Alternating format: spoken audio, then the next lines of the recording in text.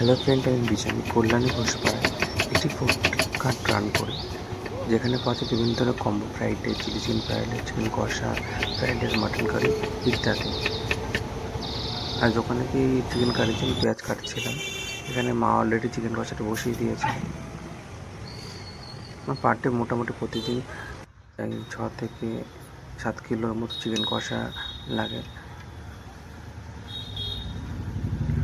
প্রত্যেকটা পিস প্রায় 80 গ্রাম কাঁচা অবস্থায়, এবং 2 পিস করে থাকে প্রত্যেকটি কম্বোতে।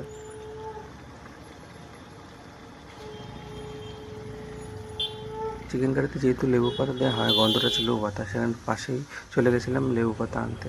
দোকানের পাশে একটি গাছ আছে।